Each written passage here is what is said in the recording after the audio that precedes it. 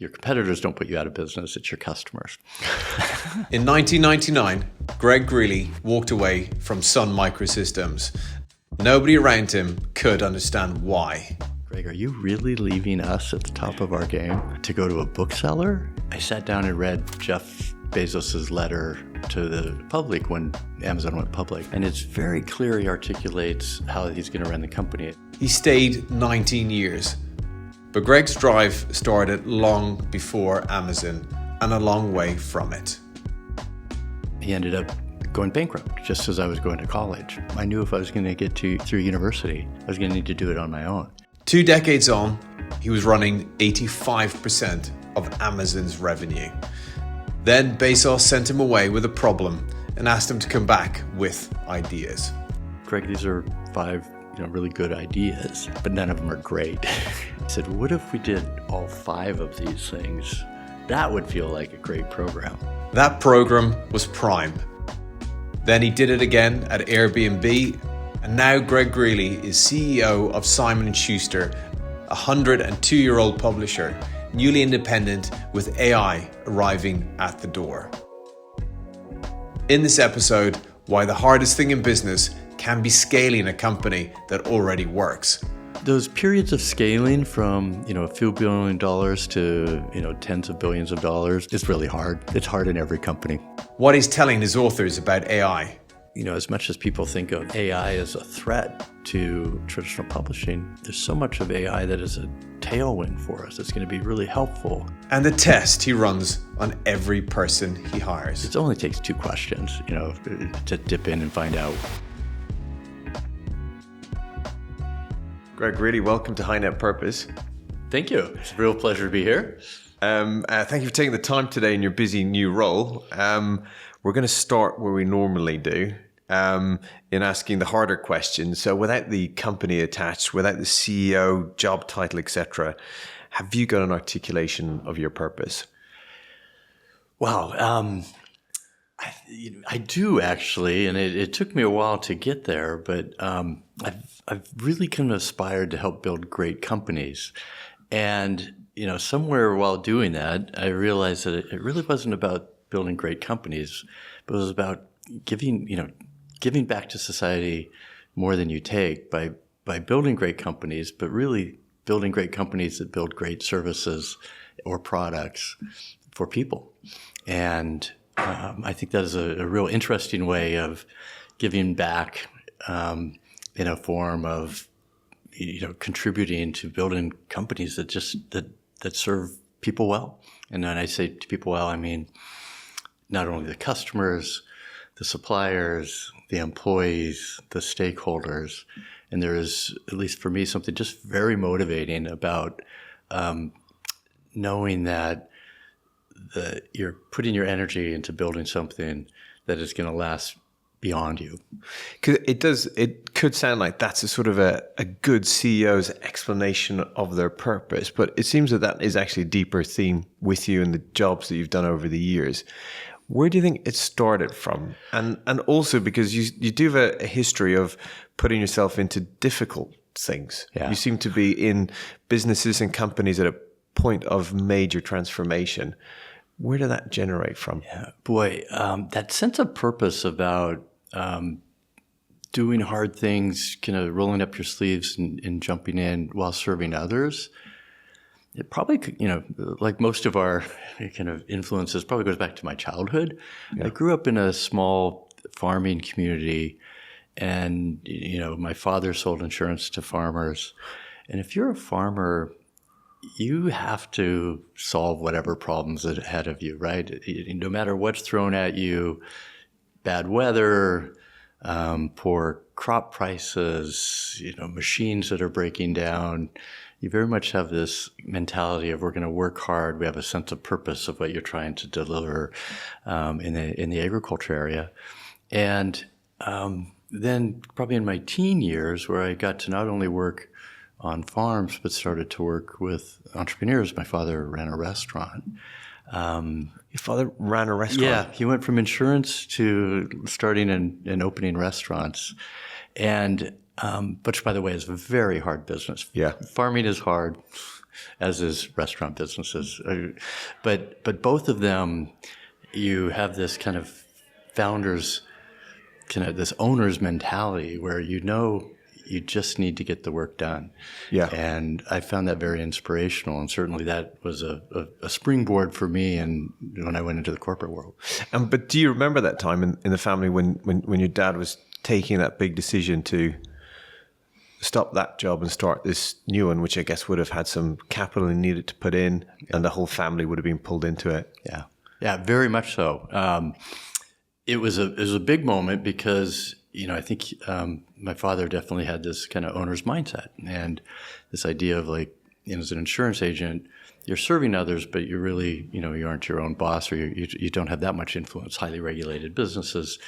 And I got to see him kind of just pour himself into this entrepreneurial activities. We did a few others. We also opened a candy shop in a tourist area. Wow. As a kid. So, but interestingly, he ended up going bankrupt just as I was going to college. And that was a pretty powerful moment for me, because at that moment, I knew if I was going to get through university, I was going to need to do it on my own. And so it provided this clear sense of clarity and purpose of, I'm going to get through university, and then I'm not going to go into a job where I might go bankrupt. Wow. But I guess in a period like that, you could also come out of it sort of scarred by it, but it seems like it was almost a catalyst, or you built another skin. Very much a catalyst. I would say it had me be a little more risk averse. What I would tell the younger Greg now is that,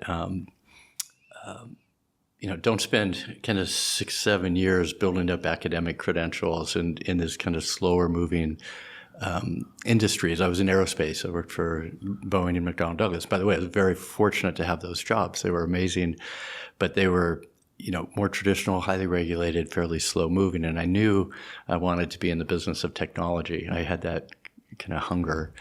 And because I was just a little more risk averse because of our family's kind of that period of time when we went through that bankruptcy, had me probably stay in aerospace a little bit longer than I would have. I wanted to move to technology sooner than I did.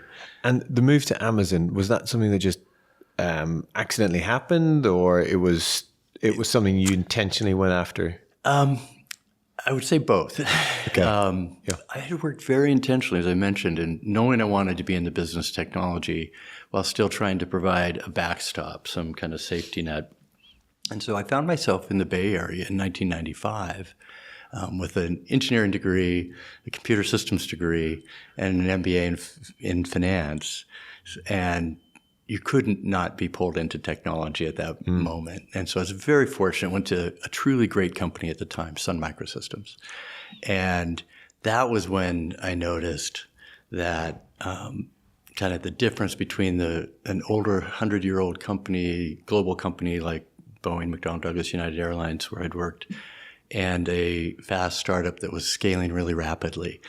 And that's when I caught that bug. It's like, this is a great company. I would love to be a part of building a great company. So when Amazon called, a few years later and said, would you like to come up and help us build a great company? It was a tough decision. It wasn't obvious because Sun was at the top of the game. You may remember we had this advertising campaign where the dot in .net wow. or .com. We invented Java. Eric Schmidt was still there. Our founders were Vinod Khosla, Scott McNeely, who I worked for. It was just such an amazing group of individuals. And the energy there in tech at that time compared to aerospace was really addicting. Well, and you joined Amazon in a CFO role initially. I did. That's one of the other things. Somewhere as I was moving from engineering to business, I realized that finance is the language of business. And that if I was going to really get a global perspective in that career transition, moving from kind of tech and design to kind of more general management, I wanted to be in a finance role. So I was at finance at Sun, and that was my first role at Amazon in 1999, was in finance for all of the worldwide distribution, supply chain, customer service, basically the operations. But then you became the head of worldwide media category at a point where you had a huge digital transformation taking place. Yeah. So you were, put into a role where it probably wasn't obvious as to what the next bounce of the ball was going to be. Correct. What were the mechanisms that you learned to be able to, make the big bets at a time when it wasn't certain what was going to happen? That is such a great question, because it's hard to think about it now, but when you reflect, I mean, literally Amazon's, that dot-com crisis, or Amazon's equity went from, I think it was 128 when it peaked down to $4.98. I mean, just this massive, and we had a kind of $1 billion bond that protected us. So we knew we could still make the right decisions, but we knew we needed to quickly get to profitability. We'd lost, when I joined, we had about trailing $12 billion in sales, and we lost $300 million. So, wow. We needed to make this transformation. It was a very difficult time. But back when that was a lot of money to lose. Back when that was a lot of money. That's a great point. But it was an exciting time, because what happened is that a number of people left because they didn't believe in the company. And then it was one of the few times where Amazon needed to do a layoff. We had overhired in anticipation of that kind of upward growth, and that market correction put us in a position where, we needed to focus for at least a couple years on getting profitability. So that meant the people that were there were excited about building a great company, about reinventing the future of shopping. And it was an exciting, you had to have conviction to be there. And so then what we started building up was a very principled company. We created leadership principles that helped guide how we would hire people. We, every kind of investment decision and new categories or new countries we would go to, we were really getting to ground truth of what's it going to take to be successful and what do customers want.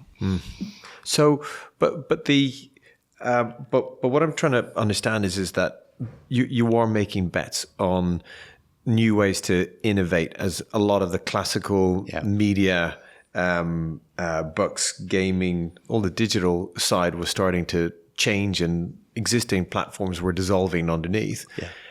Making those decisions, making those bets. Did you always have the data, or was it these principles and mechanisms that drove what you did? I think the principles and mechanisms really drove it. And I'll just give you one example. I said I would never leave Sun Microsystems. It was amazing. And then I sat down and read Jeff Bezos' letter to the public when Amazon went public. And it's very clear he articulates how he's going to run the company. And in 1997, it was very different.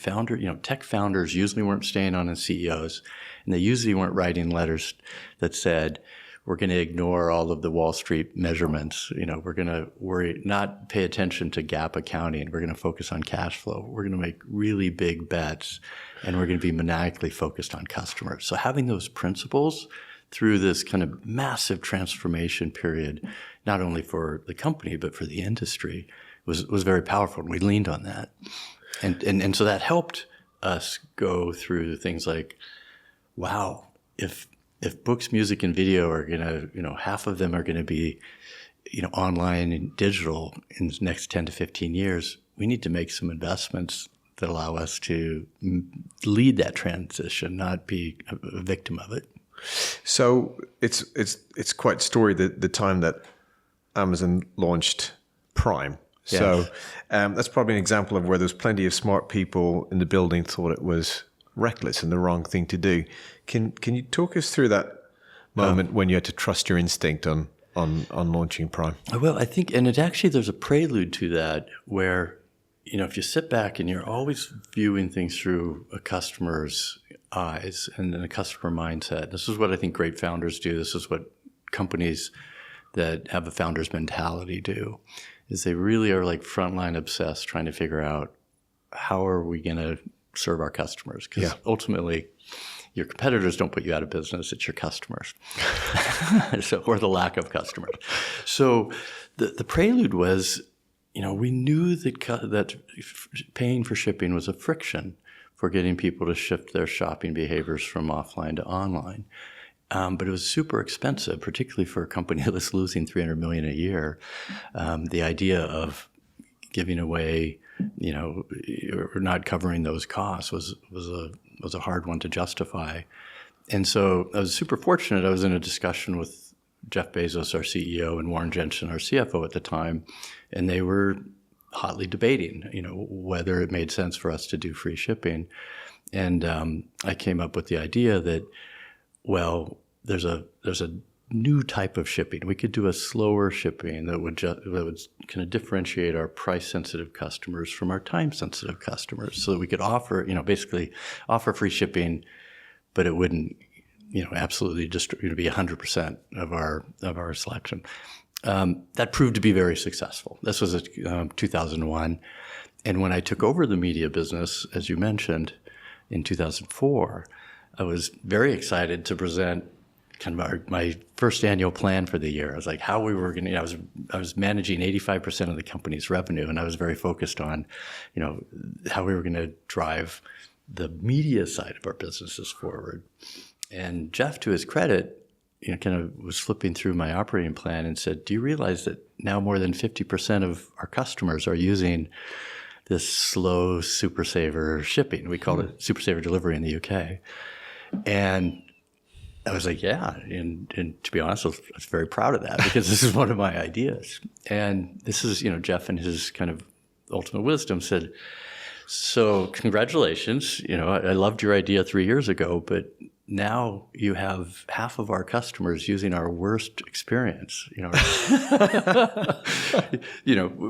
Jeff Wilkie and the operations team, who I work closely with, have worked so hard to build this 2-day fast track shipping, and we have nobody using it. And so the challenge was, I'm sure your operating plan is fine. Come back to me with some ideas on how we get customers to use fast shipping, so they can experience our very best product instead of just the people that are able to pay $20 a shipment. And so I brought back 5 ideas. They were, a number of them were. Can I ask, just before you go into, what was the, was this a sort of non-competitive friendly, or was this like, what was the style of those conversations when they said come back with 5 ideas? Yeah, non-competitive but intense. It was like, Greg, you don't get to rest on your laurels that the Super Saver shipping is successful, because it served a purpose, and now we need to go invent something better.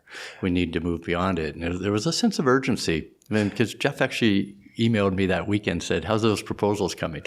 And the 5 ideas that you're going to come back with, did they have to be fully formed, or was it, can we get something, just take us through the next stage? What was the expectation? That's a great question. At that time, the company was still kind of learning what its operating mechanisms were. Yeah. We famously developed a 6-page document that we called a working backwards document. My friend Bill Carr and Colin have written a great book on it if you haven't read it.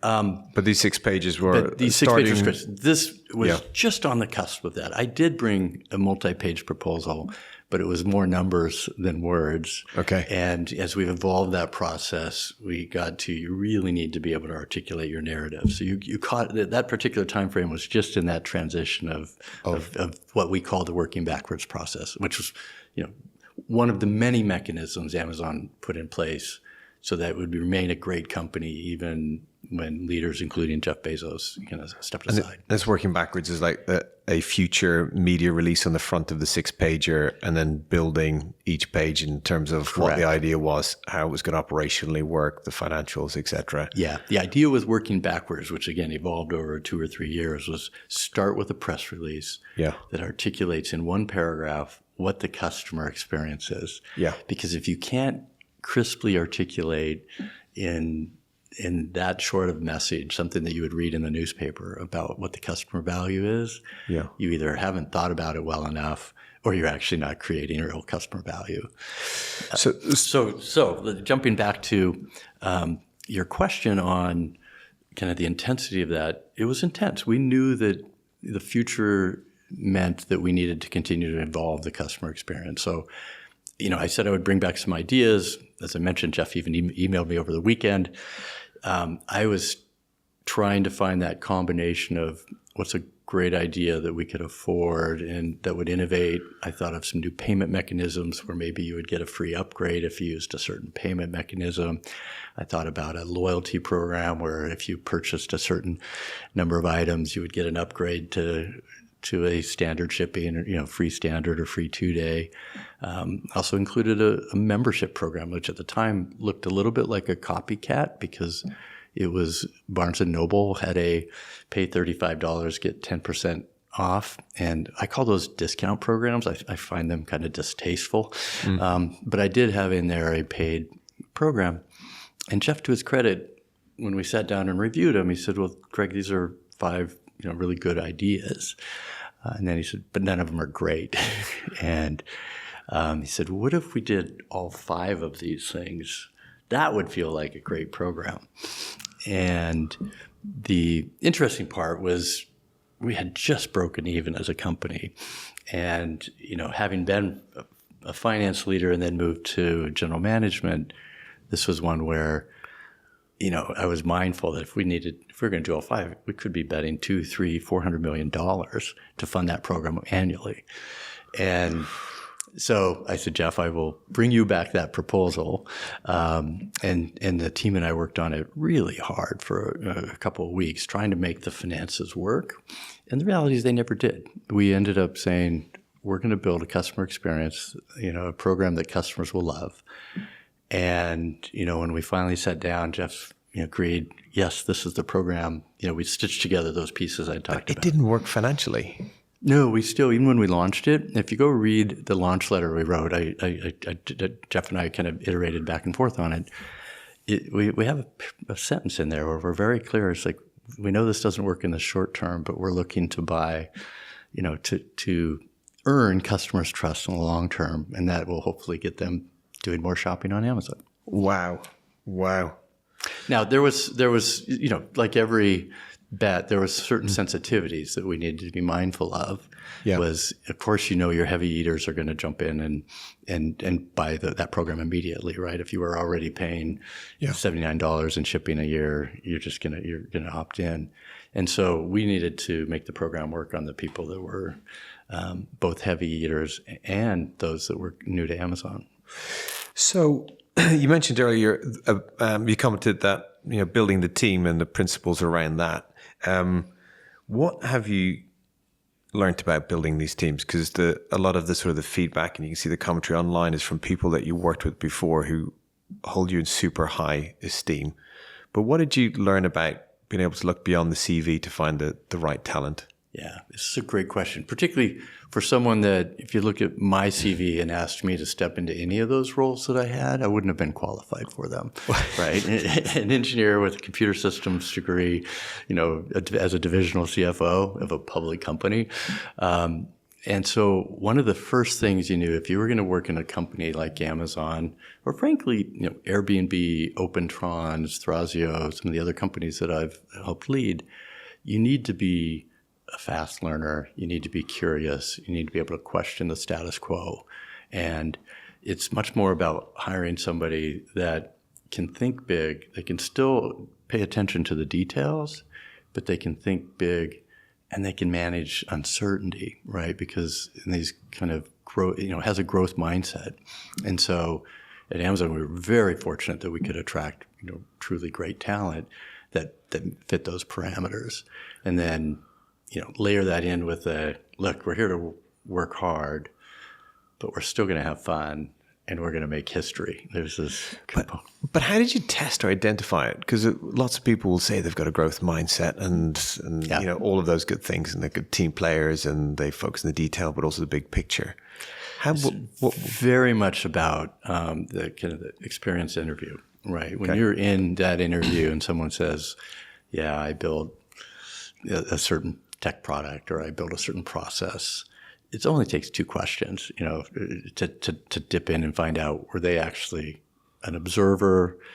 Did they actually just contribute ideas, or did they actually build it? And usually just asking the question, well, what was the hardest thing? Where did you get stuck? Where did you find yourself, thinking that you weren't going to be able to get it to work? That's when you get to the true builders of processes, and Amazon is a company of builders for sure. But it is true. You can't necessarily take someone that has a big title or has been in a big company in a big role that is operating in a system that already exists. If you're going to drive change, you need people that can build, and as opposed to just operating. And I'm assuming you didn't always get it right on the hiring side. Oh, of course not. Nobody does. Yeah. Yeah. And anything you learned from that? Was there any of them that sort of stand out where you got, against everything that I knew, it still didn't work out? At that point, if you've done, a full day of interviews, you've got 6 or 7 people that have engaged, you've asked all the situational questions, you've filtered for the leadership principles. I don't even know that it's I don't call it a mishire. There's just a percentage of times where because of either that person's life situations or the needs of the company at the time or the dynamics, where it's just not going to work out. And so one of the rules I've always had is really make people feel great when they're coming in, love on them, give them mentoring, give them the attention. And in those rare cases where it doesn't work out, love them even more on the way out, right? Help them land their next job. The few times I've need to get people into a different position, they've usually thanked me for it. And it's partly because, if it's not working out, it's not working out for them either. And it's usually just a misalignment of getting them into the right role.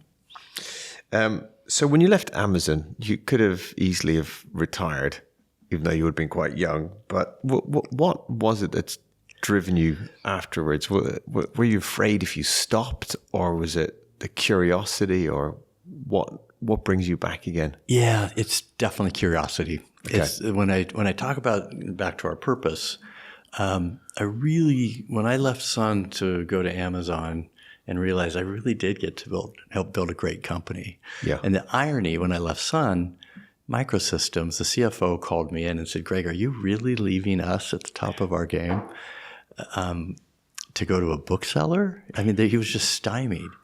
And the irony of 7 years later, Amazon would be launching what Sun was trying to build in AWS, never entered into my mind. But when Andy Jassy and Jeff came to the S team and said, we really want to push on this idea of a web services company, I immediately knew it was going to be successful.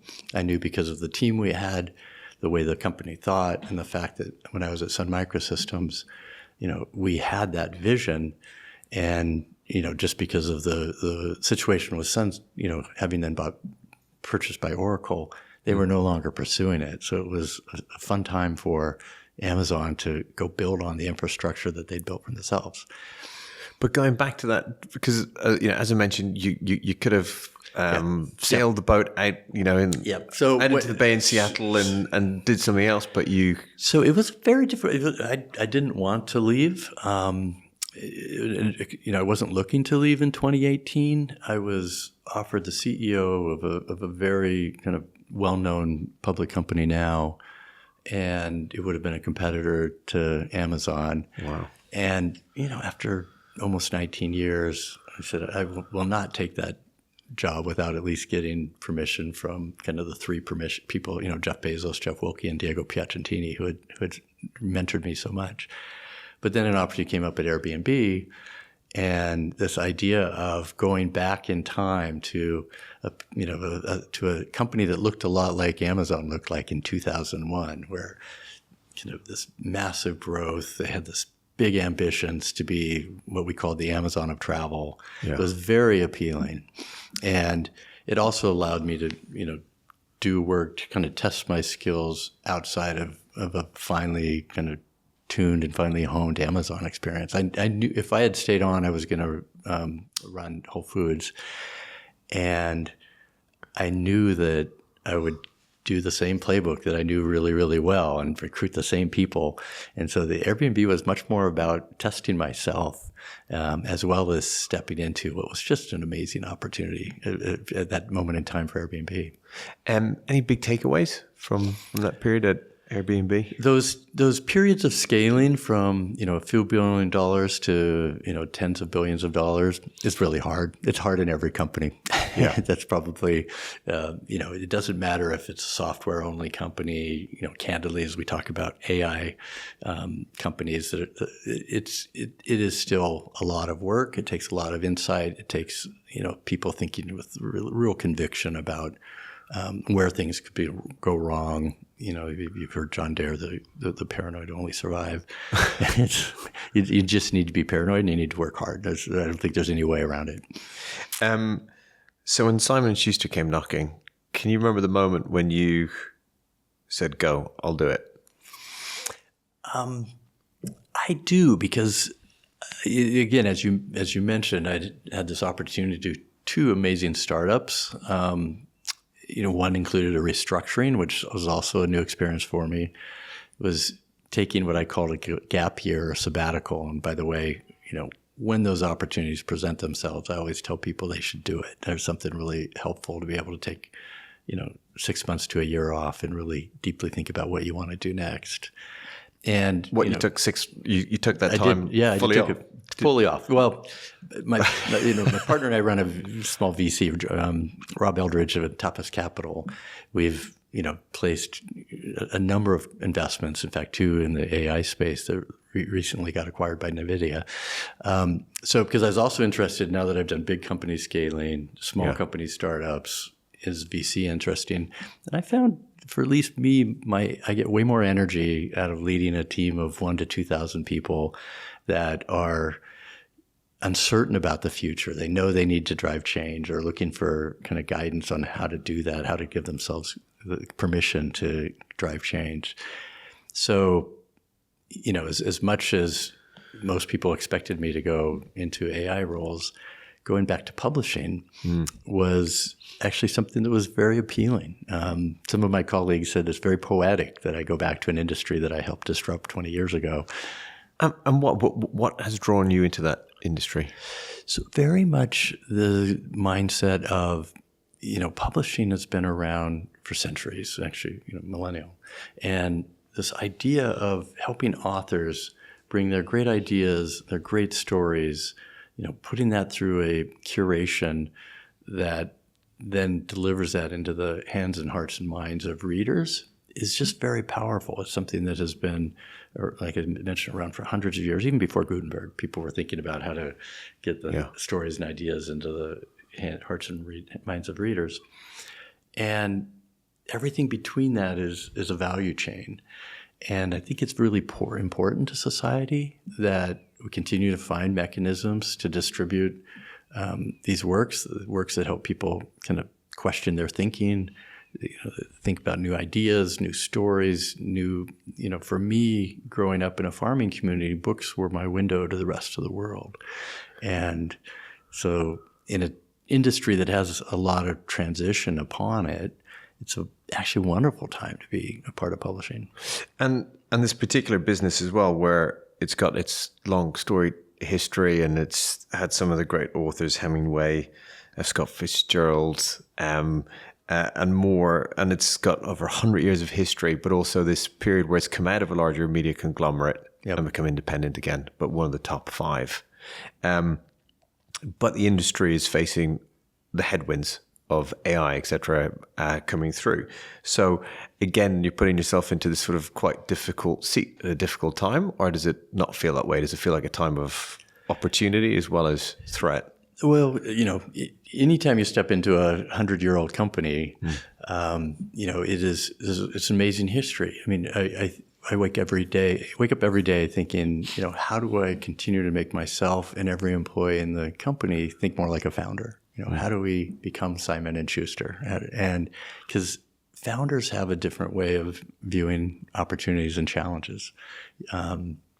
Founders are insurgent. I always like to quote Jimmy Allen at Bain Capital, who has a really good framework for getting a founder's mentality. And he talks about the insurgency that founders have. They're very frontline focused, they're customer focused, and they're working really hard to make sure that this idea is serving customers. And as opposed to these incumbents that start to become slow moving and kind of fixed with a fixed mindset. And so what I'm, excited about Simon & Schuster is just what you discussed. They're now independent. We now have the opportunity to take a 102-year-old company and get it to work like a 102-year-old startup, where we question the status quo, where we don't take everything for granted. Just because things have worked this way for the last 30 years doesn't mean that's how they're going to be for the next 30 years. Because the history and the provenance of the company is fascinating, right? Where you had two entrepreneurs who were saying, look, we're actually going to create the content and go out and find the authors, which has got something.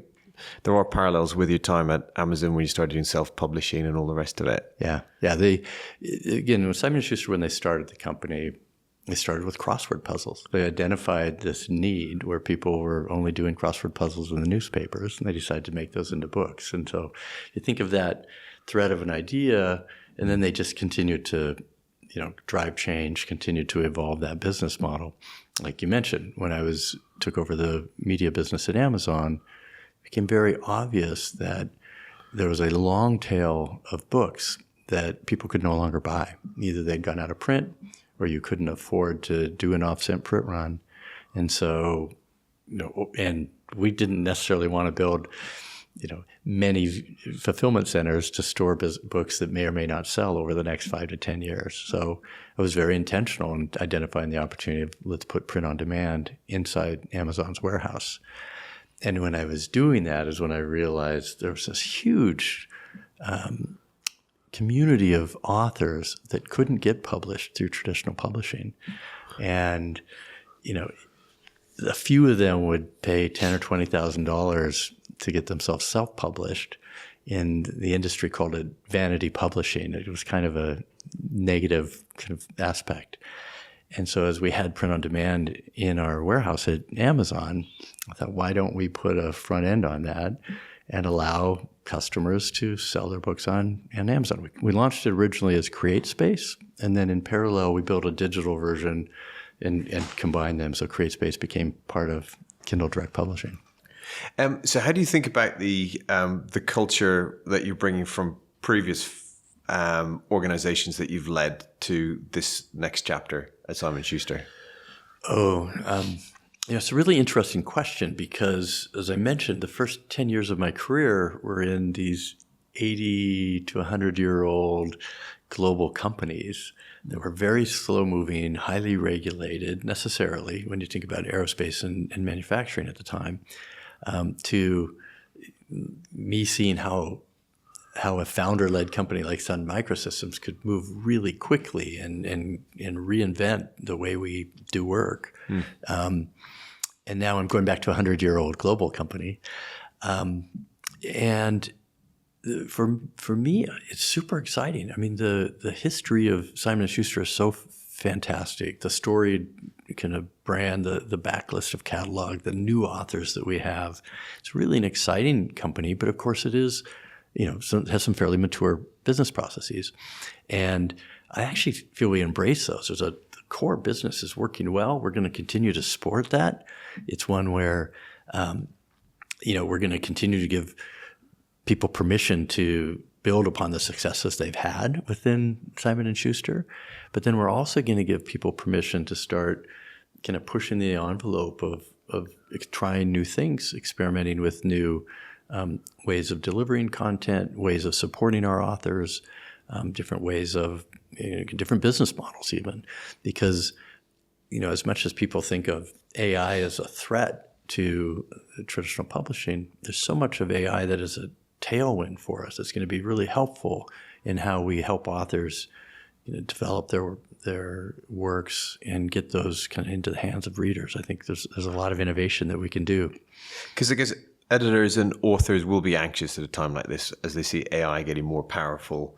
Yeah. And so how do you help them figure that out at a time like this? What are sort of leadership type things that you think can work? Yeah, this question comes up a lot. And again, at Simon & Schuster, we are all about helping publish human-developed content, right? We want to support our authors, and we want to make sure our authors are compensated for the work for their works and for the work that they do. And so when I think about AI, I tell our teams, let's make sure we're being really crisp on the language we're using, because a lot of what people call AI is tools that have been around, frankly, for decades. Things around search and machine learning, data science, things that are helping improve our workflows, things that are helping our authors find a bigger audience for their books. And, I think it's an amazing number of tool sets that we can still experiment with that help, an author with a certain story find the perfect reader and help our readers find the perfect book and the perfect author. So we're going to continue to innovate around that, because I think there's a lot of tailwinds that are helping us in that space. But, I also don't think anyone, editor, publisher, but Simon & Schuster or elsewhere, shouldn't be putting our head in the sand. This is an area where we want to embrace the technology, but let's make sure that it is in the support of kind of human created content, that our authors are being compensated for the stories that they create. So the publishing industry, the importance of editorial judgment and author relationships seems at the softer end of what needs to be managed. It is at the softer end, but it's incredibly powerful. This is the part that I've really enjoyed getting to know in my role here in the first quarter, is that that is an important part of bringing a great story or a great research or a great manuscript to life, and to make sure that it's finding an audience. And I think there's probably no amount of science that's going to replace that.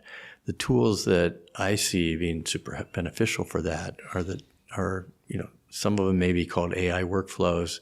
The reality is they're technology that's been around for many years.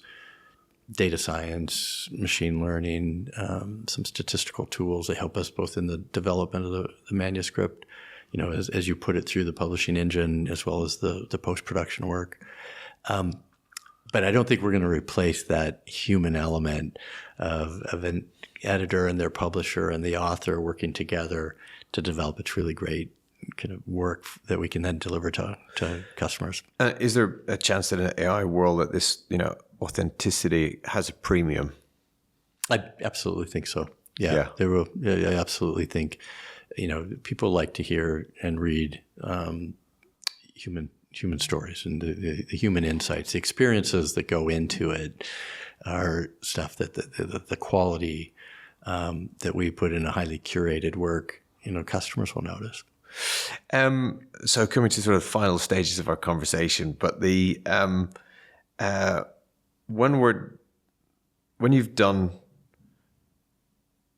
what you're seeking to do here, and when we come to the end of our time, what do you want to be true about the way you've done what you've done?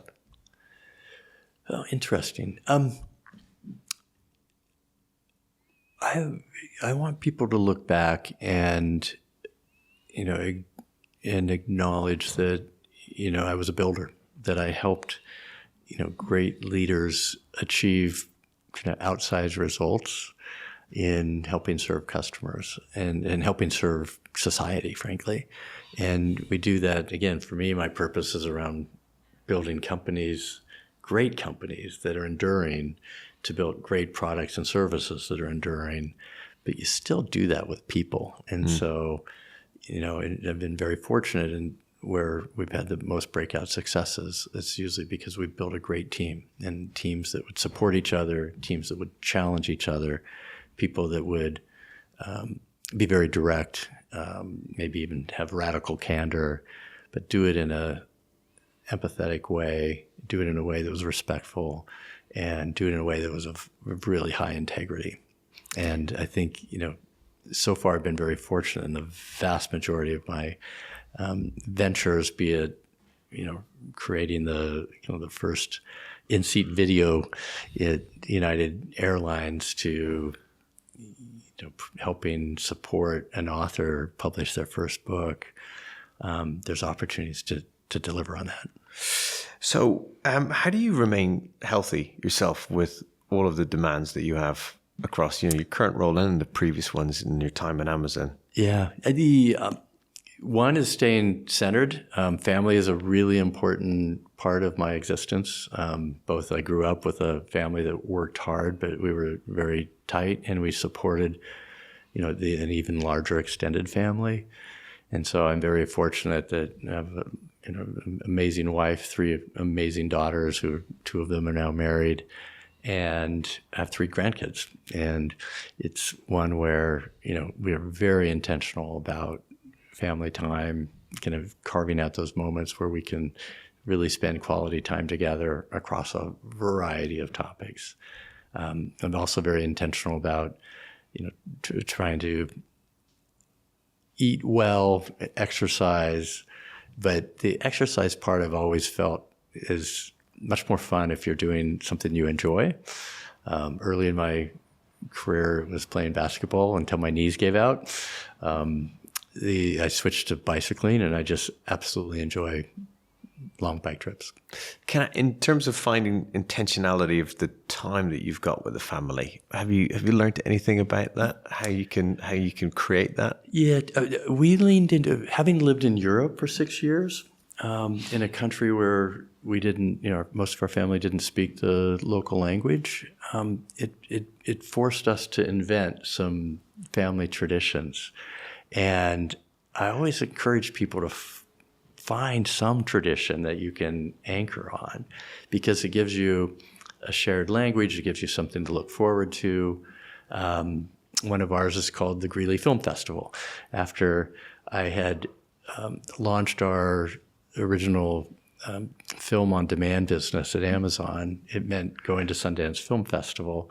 And I wanted to somehow share that experience with my daughters.